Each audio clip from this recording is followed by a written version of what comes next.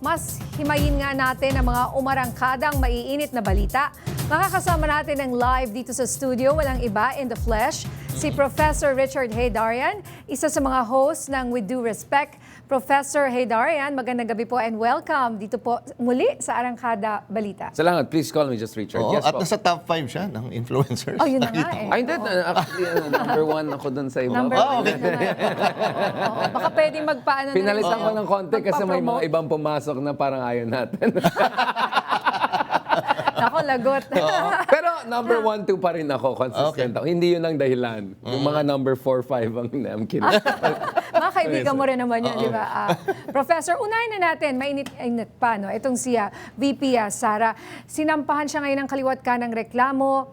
Ngayong araw, pangunahin nga dyan itong plunder case. At syempre, ito nga pinag-uusapan natin, no? Yung testimony, affidavit ni Madriaga na dati niyang tao sa OVP. Ano po ang reaksyon niyo dito at umiinit ata ang mga, tira sa kanya ngayon? I mean, nung isang week lang sa Oxford Union sa debate, ang kasama namin si G.R.R. Martin, yung nagsulat ng Game of Oh Thrones. my gosh. What? So pinag-usapan Wait. namin Ako naman na... Yeah, pwede nyo check sa Instagram. Tinanong ko pa siya about Jaime Lannister and all. So very interesting. Pinag-usapan namin yung Red Wedding. I don't Oh my, I know that scene. That I could not sleep in biglang that scene. akala mo, okay lang, biglang tapos ang Hindi ako laban. diba? Hindi ako nakatulog na. So medyo papunta tayo in a sense na I think kung titignan mo yung sitwasyon natin sa bansa, parang battle of the 5 armies to eh. May mga grupo na gusto nila transitional council, na military takeover, may grupo na gusto nila na resign all, medyo tibak, and then may mga, of course, admin ka, meron kang Duterte side, and then meron kang yung third forces, mga pinks, gano'n. So naglalaban-laban sila. Pero pagdating dun sa dalawa, obviously on the defensive ang administration for the past few months. At it's very natural. Sa kahit anong bansa ka pumunta, pag umamin ng administrasyon, kung sino man, kung ano man ang intention niya na may corruption, they'll be immediately on the defensive. Para sa akin, especially after nung November rallies, medyo nakapag-survive ng administration. Kasi marami tumatawag sa akin, uwi ka na Richard, baka hindi na tatagal yung itong administration o Raymond na yan. Sabi ko, hindi, tignan muna natin. I think having survived this, baka yung shift yung momentum ngayon in favor of the admin against the Duterte side. Not necessarily na tutulungan yung mga numero ni BBM. I think people will want more big fish na mahuli or may mga conviction.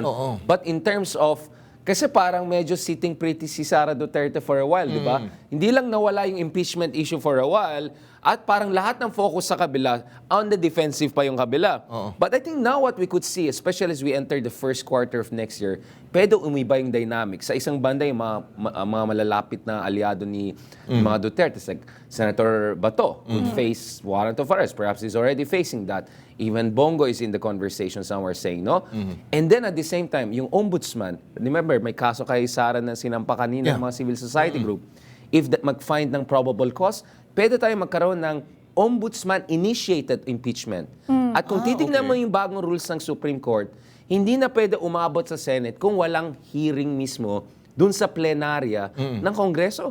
So you could imagine a situation whereby as early as next year, baka February, March, kung tuloy-tuloy ito, mapilitan si Vice Presidente to explain yung mga alleged anomalies sa Kongreso. So you'll have a de facto trial already as early as next year. So imagine what a massive shift in dynamic is.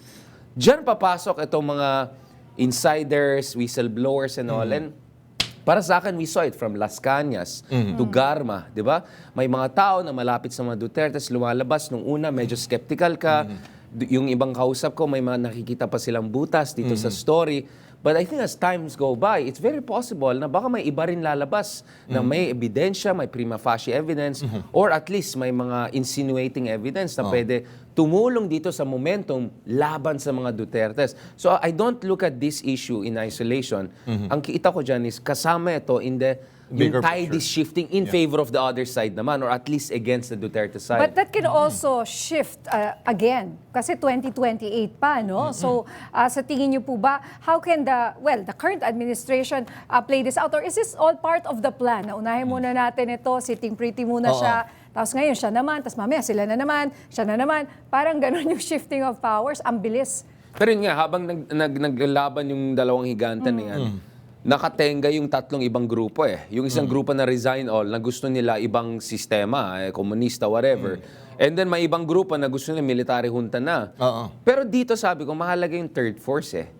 At nakita natin, medyo mix kasi yung basa ko dun sa nangyaring, di ba may September rally Yeah. tayo na ang daming dumating. Pero yung huli, parang hindi masyado. hindi masyado. Yung nationwide, marami, 95,000, 100,000. Pero, so, maraming mga interpretation dyan. Yung isang interpretation is ang gulo ng programa. Parang 11 pa lang may nangyayari. Parang sana isang programa, 4 p.m., yun na yun, papunta na kayo lahat. Kasi may eventology yan eh. Di ba? Kung gusto mo magdala ng May build up yan Oo, na may ano build up mo yan. Kung araw. Tapos, and then, aminin natin, I think marami sa mga leaders ng opposition ay ilang, ayaw nila mukhang epal, sorry to say that on the record, or ayaw nila maging mukhang nag-hijack. So nakikita mo yung political leaders, I mean, we had the former Miss Universe Yes. involved there. A good friend of mine, Kristan, was doing the vlogger who's doing that. That's good. You need citizen participation.